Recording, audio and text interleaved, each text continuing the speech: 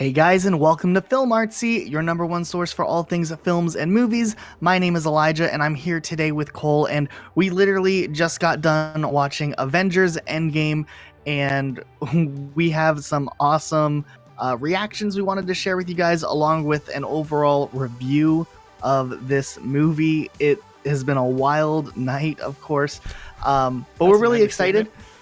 Yeah, definitely an understatement.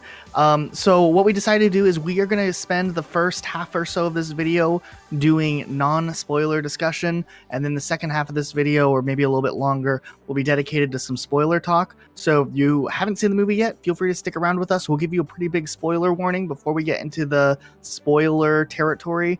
But if you've seen the movie, feel free to interact with us in the comments and talk about this movie, because we're really, really excited about it. First impression, Cole, what did you think? Okay, so Marvel really tried to do something really ambitious with this movie, and they nailed it right on the head.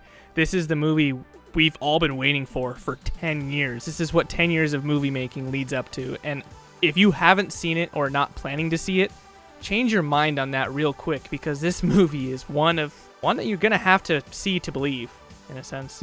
Yeah, for sure. You know, typically, like in the superhero genre as a whole, some of the major things I look for, even just outside of what they're doing in like a larger scope, is just generally two things that can make a good superhero movie or a good comic book adaptation, and that's typically pacing and character development. And that's always what I look at as like major criticisms.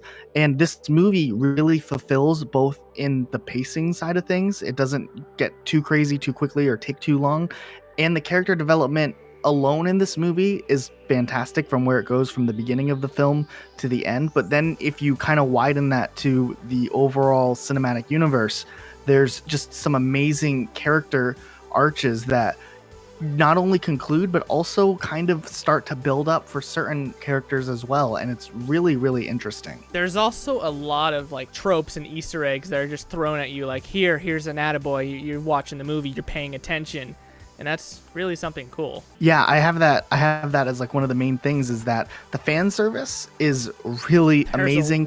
It's very self-aware. Like, it knows who the audience that's watching the movie, or especially the audience that looks up reviews of the movie, like it knows exactly like what people like have always kind of dreamt of, and tries to fulfill some of those ideas, and it does it in a really interesting way. But it also like it spends a lot of time like focusing on older references, and that's great, because it is a celebration of what they've done in the past 11 years. But they also like take us to new places too, and they introduce a lot of new things that we never really have seen before, we've thought about, which I really like that balance. They didn't overdo it in one way or another. Right, and they also gave a lot of like comic book references in this movie. I saw more comic book references in this movie than I have seen in previous movies. Like this movie really does a lot of fan service for everyone.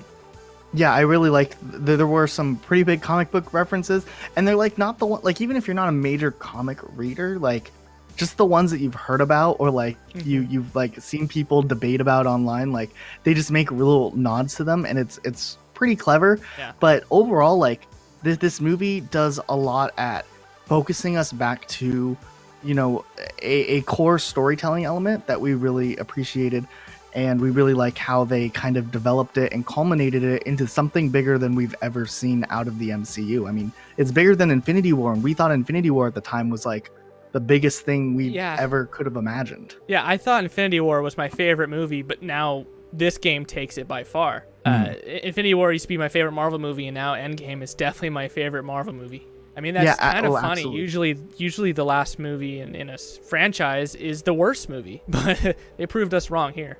It's definitely really satisfying, and we don't think, or at least I don't think that I don't think that there can be a movie that will top what Avengers Endgame did. Like, whether it comes from even Marvel themselves, or it comes from a different cinematic universe, I don't think because this is the first time it's ever kind of had like a conclusion, or ever had like something that's been built up to for such a long time have this payoff for 10 and years.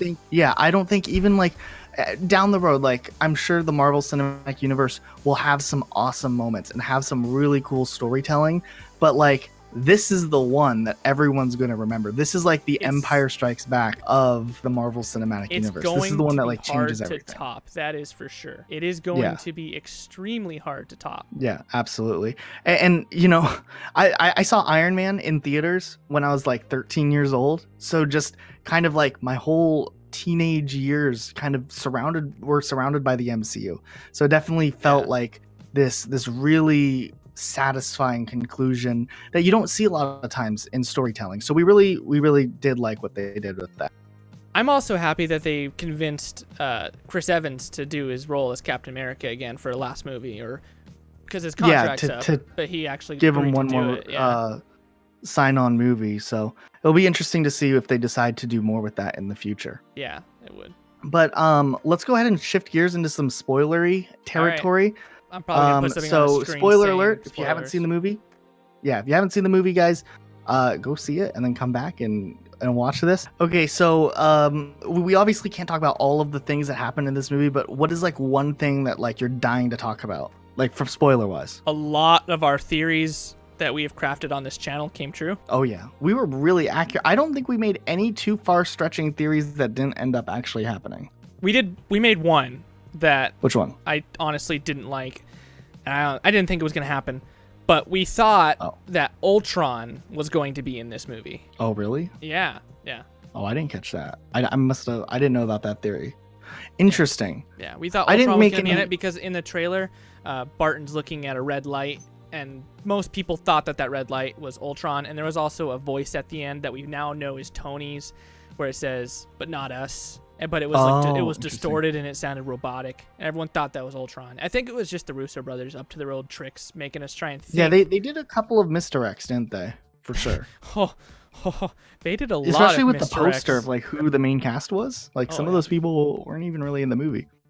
Also, one thing's for certain. We're in spoiler territory now, yes? Right. Yeah. Okay. I don't like how they introduced Professor Hulk. They're like, oh, here it is. Have fun. Yes. Okay, well, let's get into criticisms at the end of this. But I actually agree with you to an extent on that. I do think they've done some good things with Professor Hulk. I just wish the introduction was a little different.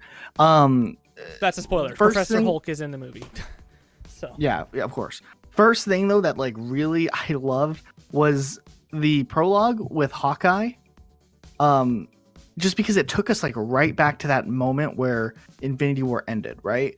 And just like his family getting dusted, it's like, okay, everyone in the theater went, their jaws dropped. Yeah, I'm like, it brought back those feelings from last year, and it was really nice. It definitely did.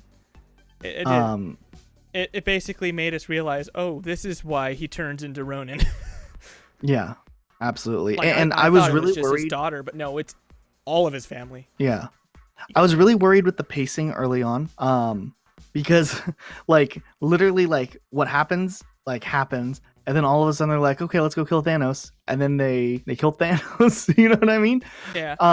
And there were some great moments in that. But like I was like, wait, like all of that build up just for a throwaway scene. Like obviously we knew there was gonna be a larger fight and everything, but then like after that fight, then like they're like 5 years later, that was like, dude, it let everything sink in. And I was like, what is this timeline?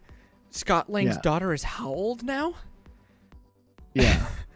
I really like the time jump. I think I think the movie would not have worked nearly as well had there not been the 5-year jump. And now that was a little weird now that I think about it. And now I'm kind of wondering what the timeline is for the new Spider-Man movie coming out.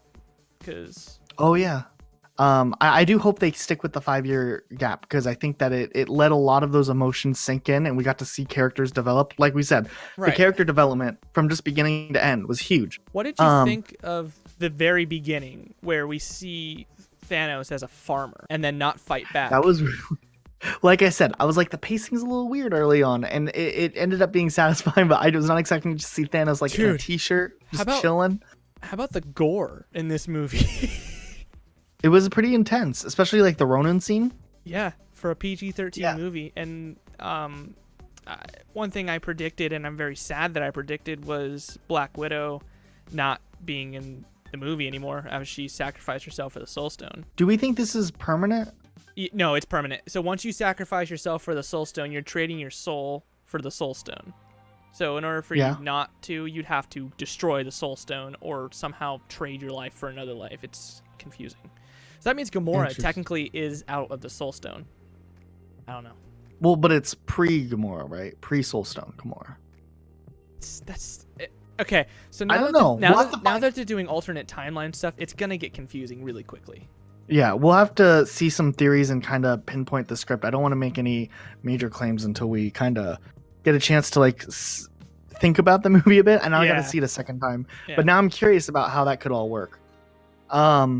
So one of the other big things are like some of those epic moments and those callback moments were really, really good. Like the whole like mill arc where they're kind of time traveling to different like points in time. That was really well done. And I wish we could spend more time like talking about that. But just like the elevator scene where you think Captain America is about to just like fight it out with the same people in the elevator from Winter Soldier. From Winter Soldier. I thought he was going to say the same line. Before we get started, does anyone want to get out?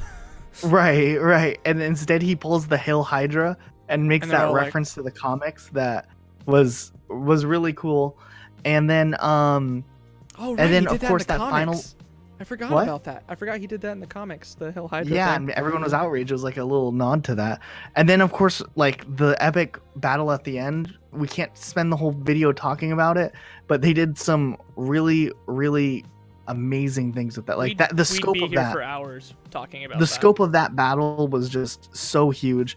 And also there was a lot of like mirroring that they did between the characters and between previous movies that I also really liked, where you see things that like some characters kind of did or some actions they made and how it reflects off of other characters later on, and even in themselves. So that was also really unique. And then one big thing is everyone was worried about Captain Marvel, right? Like this character kind of being like the whole story being shoehorned for her character development. And honestly, like they really did a great job of just focusing in on the characters who've been there from the beginning. Even Ant-Man, who's more of a newcomer, like he's around, but he's wasn't like the central focus in the same way. So criticisms real quick. I don't have too many. Honestly, it was pretty solid all around. You brought up Professor Hulk. They just threw him in too early. They threw him in way too early. Like the way they did it is like, all right, here he is. How did it happen? Like you told us how it happened, but I want to see it happen. I want to see his transformation. And maybe they were going to, and it got cut for time, but it would have been really nice. I just feel like it would have been, or added a little bit of closure to some of Bruce Banner's storyline that started also way back at the beginning. And it definitely was forced. And seeing him as Professor Hulk was like, what? Yeah. So and I wish they would have done it a little bit differently. I get it was 5 years later, but you still could have been like, what's happening now? Then 5 years later. Yeah, but that's really nitpicky. The other criticism I have is Gwyneth Paltrow's performance as Pepper Potts. I don't like to criticize the actors and actresses in this, but I just felt like it was really weird. She was in this movie. Obviously, it's great that she was in the movie for the conclusion of Tony Stark's character. Right, and she's also done with Marvel, is what she said. So it just felt like she was rather emotionless throughout a lot of it. She's a strong female character, so her at the end, like dealing with Tony's death in her own way, was unique. But I felt like there were so many times where there should have been maybe more interaction between Tony and Pepper that we would have liked to see, and maybe some more kind of energy between those two characters. It felt very detached or very divorced in a way. I mean, it was 5 years that they were together and they had a child, but at the end, she's wearing her rescue armor, and that's when she takes off her helmet, she should have way more emotion when Tony's dying, but she's like, oh, she's kind of out of it. You could die now. And what's up with when Captain Marvel saves him and he gets off the ship? She's there when he gets off the ship, and Steve Rogers is the one helping him off the ship, not her. Like, she doesn't come running up right away. Yeah. Like, I'm just like, that'd be like, hey, you know, I you thought I was dead. I'm back. but the first person who's going to help me off of the plane is the guy from work that I got in a fight with really bad. But otherwise, like, other than little nitpicky things, I think the movie was pretty solid all around, and it was an epic conclusion to what Marvel's been doing. It lives up to the hype. It's possibly the best film in the MCU. I need to still kind of absorb it some more and think about it some more before I want to definitively say that. Yeah. But it was pretty fantastic. All right, guys. Well, we hope you guys enjoyed. If you guys did, make sure you guys hit that like button down below. Subscribe for more Film Artsy. While you're down there, make sure you guys hit that notification bell to be notified when our videos go live. And we will see you all in the next video. What's up, Dorito? Then, better late than never, Captain America, Chris Evans, crashes the interview. Hugs all around, but hey, where's Roxy? I'm sorry. Chris Evans. You two are. Hi. You both are relevant. Great. Okay. This interview actually ended 2 minutes ago. We just. Kyle, enjoy this Team Iron wannabe man, but the right team is the only team, Cap. No negativity from me. Are you a baby? Oh, wow. Are you Avery? You're a pretty girl. Yes. Are you happy?